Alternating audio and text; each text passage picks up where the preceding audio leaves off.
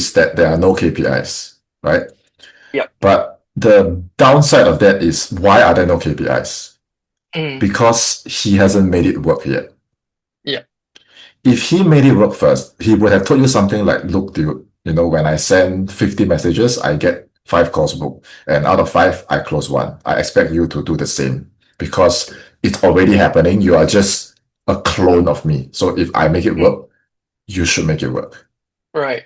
No Right. wonder he So didn't tell that's, me anything about KPI. yeah. So when you hear that a company has no KPIs, yes, you might feel that it's more relaxed. At the same time, you should realize that there's a reason why there's no KPI. Right. Right. Right. So then on the flip side, when a company does have KPI, you need to realize like they have KPIs because the people now on the team or before the team, they have already hit, if not surpassed the KPIs, which means that I have to do the same. they have actually made money. Okay. Right. Because why you hit the KPIs? Because there are sales targets. Why are there sales targets? Because the founder expects a certain amount of sales. So if the founder is making sales, it means the closers are getting paid, which means the sellers are getting paid. So if you go inside and you see, wow, there's KPI, right? It's a good thing because it means that before you, people were making money already. Right? So it's not that the KPIs are unreasonable. If the KPIs have been there and the guys before you have been making it work, the guys now on the team are making it work, there's no reason why you cannot make it work. Because if they don't hire you, they hire someone else, that guy will come in and hit the KPIs. Right? So if you see KPIs, if you see SOPs, which is what is the current procedure, 8 p.m. start your shift, right? 5 a.m. you end your shift. It's the 9 to 5 for the American side. Then why does the SOP exist? It's because before you, somebody already made it work. That's why there's this standard operating procedure. So if you join a team and you see SOPs, you see KPIs, you should be happy because this system works. Okay, so for Sena, it is like that. And from the KPIs, there will be expectations on the amount of conversions, which in your case would be the amount of calls booked. So some setter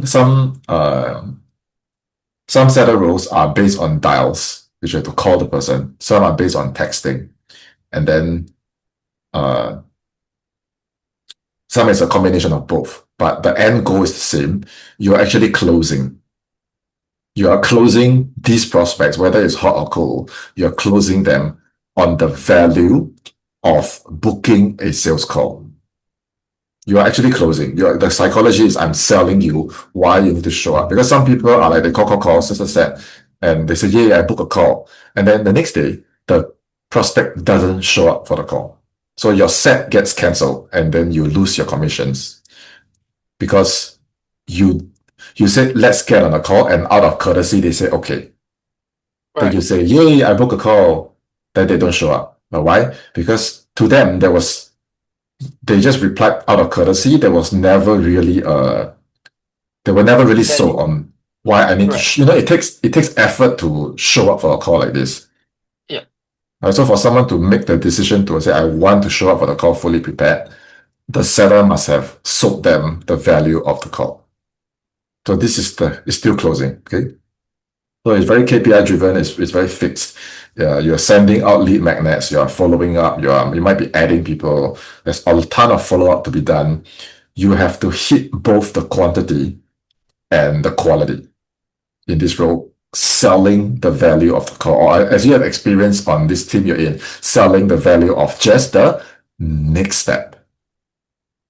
Okay, so these sessions are also called clear outs, which is in one sitting, one clear out, you clear all the messages, they're all going to come back. You clear them, they're just going to keep replying again, right? So in one clear out, how deep can you push these prospects deeper into their buyer's journey, okay, and into your seller's process? It's the same thing.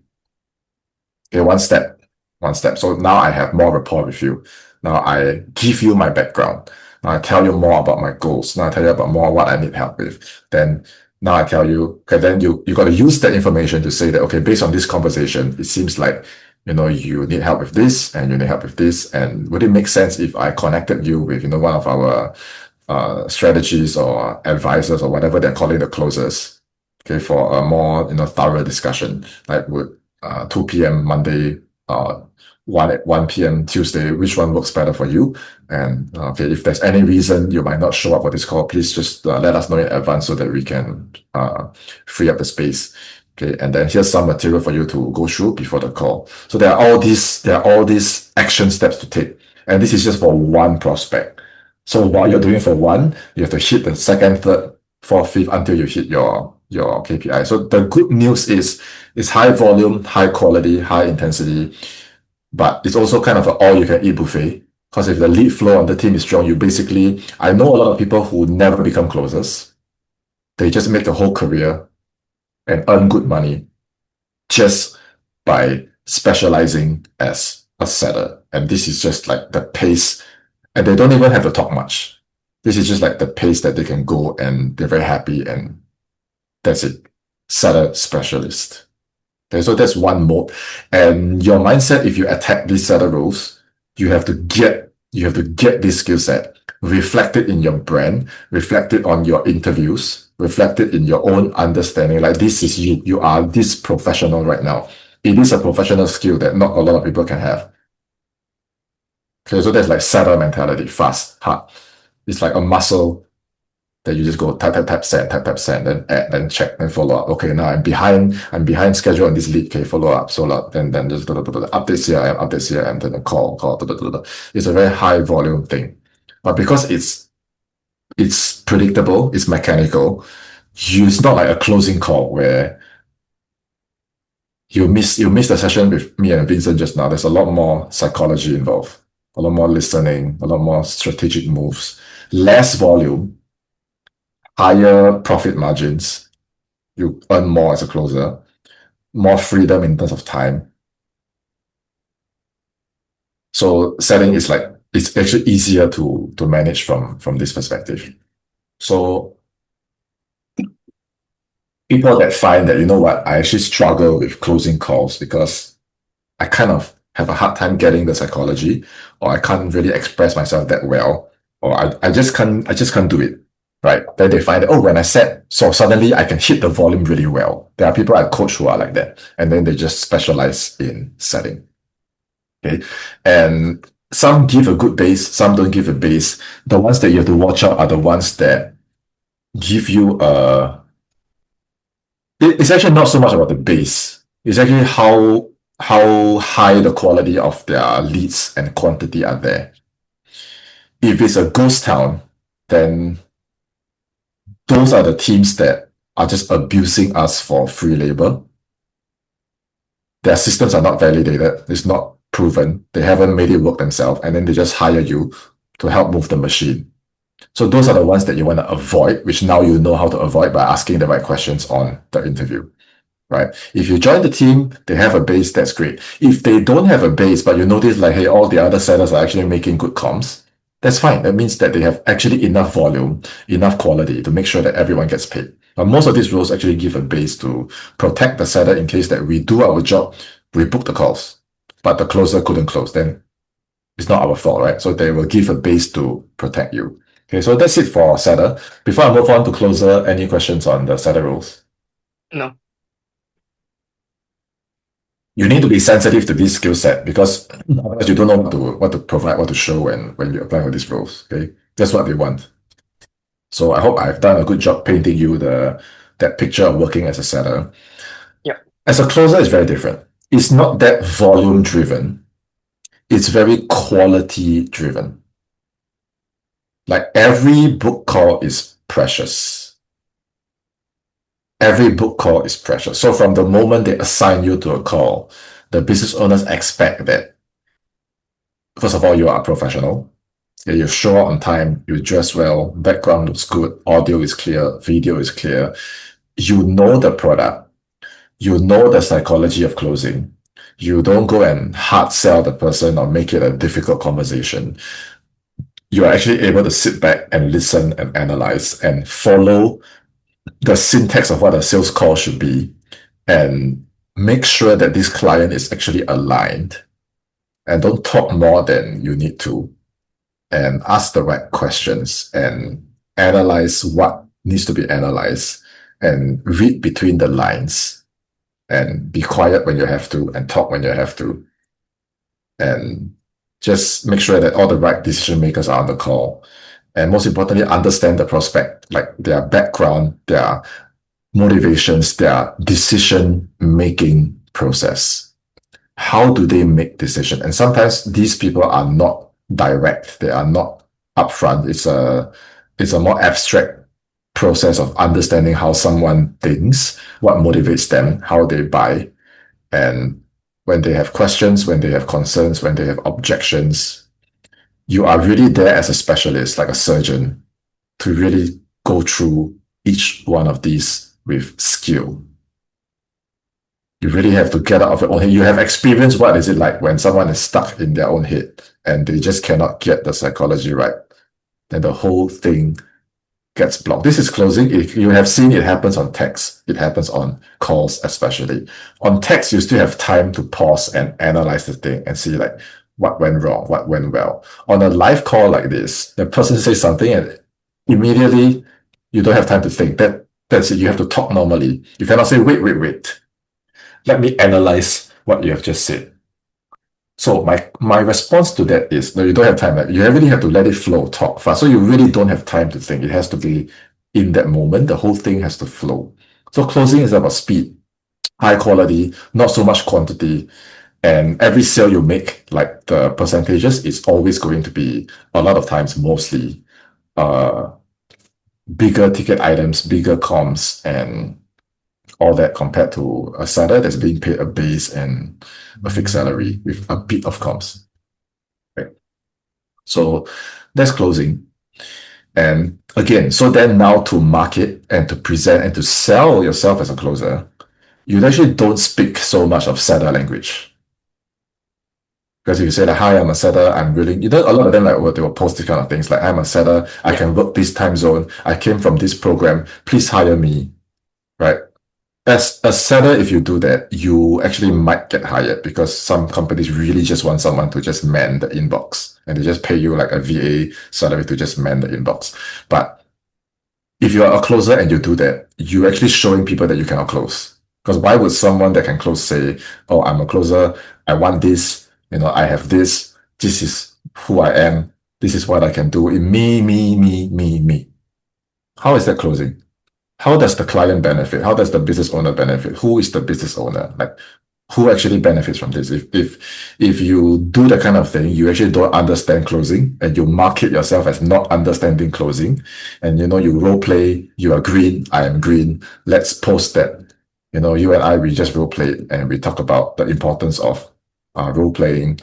You think anyone will hire you if you do that? Like, imagine you ordered a Grab or Uber or taxi. Then as the car is on the way, you check the driver's social media. You realize like he just saying, hey, I am still practicing driving. I actually haven't gotten my license yet. And I hope that, I'm very hardworking, don't worry. Right? You dare to board the car? Oh no. You sit in his car, like, whoa, I'm still role playing, right? So why then as a closer, you will go tell the whole world that, look, I have completely no experience. I have no idea what I'm doing. I'm just role playing. So please hire me. Yeah. Right. So as a closer, you have to be very sensitive to the whole psychology of closing, because when business owners scan for closers, one look, they know, I'm not going to hire, that person who is untested, still practicing, and then they come and practice on my leads, right? My leads cost so much money to generate. Why would I let you practice on my leads for free? But then when they check your social media and they say, oh my God, this guy, he gets it. Right? He's posting about closing psychology. Yes, he's new. Yes, he has no experience, but he's posting about closing psychology, how I benefit, right? How he would handle my leads. And here are some of the way that he would implement, right? Here's how he will handle these objections, which on your one pager, right? We will see your screenshots, we will see your video. So it's like, okay, I know this guy is green, but when they look at your work, they can see whether you get it or not. And they'll come to you and say that, look, I know that you're green, but I've seen your work, and just like your previous opportunity, they will just close you to come and close for them. right? You have experience and it was funny as hell. You were like, Yeah. I'm green, and he's like, I want you. I have no experience. I want you. It's weird, right? Very. Yes, that's what's happened. That is what happens when you actually get the closing psychology and people can tell. So the whole game, marketing yourself as a closer and a seller, is completely different. You have to be sensitive when you apply to each of these different roles. Then it's aligned, right? It matches, and you look the part. You know how to sell yourself.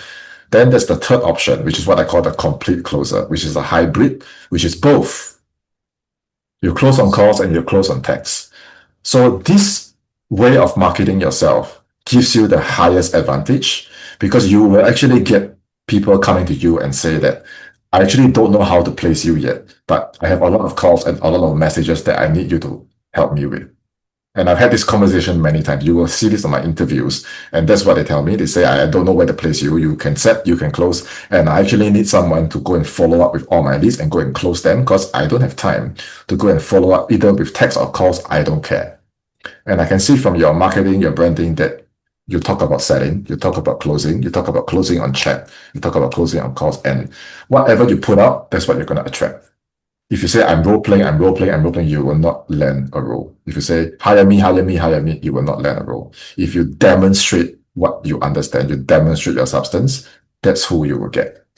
So that's the complete closer. You can call it a complete closer. You can call it a hybrid. You can call it a sweeper. Doesn't matter what you call it, but that's when you actually advertise both. So you talk about, in your content, you talk about selling. In your content, you talk about closing. In your content, you talk about both. In your content, you talk about how you can actually achieve this for your business. You talk about your client. You don't keep talking about yourself.